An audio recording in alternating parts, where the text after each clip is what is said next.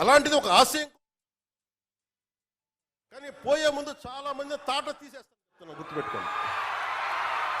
ఒళ్ళుపై తెలియకుండా, బాధ్యత లేకుండా, అడ్డగోలుగా మేము చేసేస్తాం ఏదైనా, మొత్తం తీసి రోమం తీసి కింద కూర్చోబెడతాం, గుర్తుపెట్టుకోండి. మిమ్మల్ని మీ చేత చప్పట్లు కొట్టించుకోవడానికో అరుపులుగా నేను చెప్పట్లేదు, ఇది వేదంతో చెప్తున్నాను. ఇది వేదనతో, బాధతో. ఒక్కళ్ళు మాట్లాడలా, మనకి రాష్ట్ర విభజనప్పుడు ఒక్క ఎంపీ కూడా మాట్లాడలా.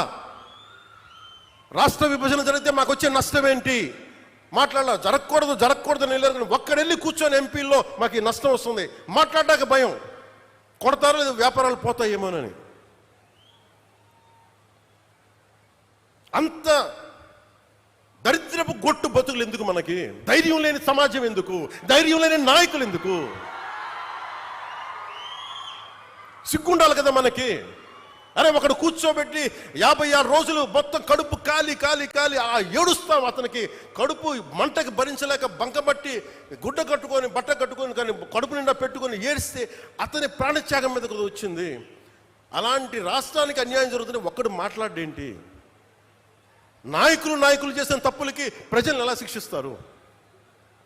ఆ కోపం ఎవరికి ఉండద్దా? మనలో మనం కొట్టేసుకుందామా కులాల కింద?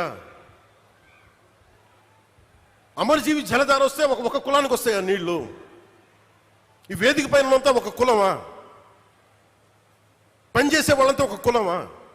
ఏం మాట్లాడతారు ఒక్కొక్కళ్ళు? కులాల సమూహంతో కూర్చోబెట్టి కొట్టుకుంటాం కానీ సమిష్టిగా ఇది ఆంధ్రప్రదేశ్, ఇది భారతం, ఇది భారతదేశం అని లేదే ఎవరికి. నాయకులు కూడా కావాలని అదే కోరుకుంటా ఉన్నా. నేను ట్రాన్స్పరెంట్గానే పట్టుకొచ్చాను. 10,000 మందికి ఏకదాటినిచ్చానంటే నా కులపోళ్ళని ఇచ్చానా? నేను ముఖం తెలియదు నాకు ఒక్కొక్కళ్ళది. నేను ఒకటే చెప్పాను, వెరీ స్ట్రిక్ట్ పాలసీ. నేను 20 మందిని ట్రాన్స్ఫర్ చేయగలను నా పరిధిలో. Very clear cut instruction.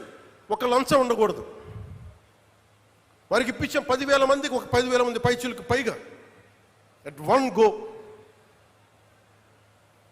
ఇంతకుముందు అదే దానికి రేట్ కార్డు ఉండేది గత ప్రభుత్వంలో. ఈ కార్డు ఇవ్వాలంటే 30,000, దానికి 5,000, 15,000, పారం 60,000, దానికి ఒక 60 కోట్లు 70 కోట్ల ఆదాయం మళ్ళీ దానికి. అవన్నీ తీసేసాను కదా. ఈరోజు రోడ్లు ఎందుకు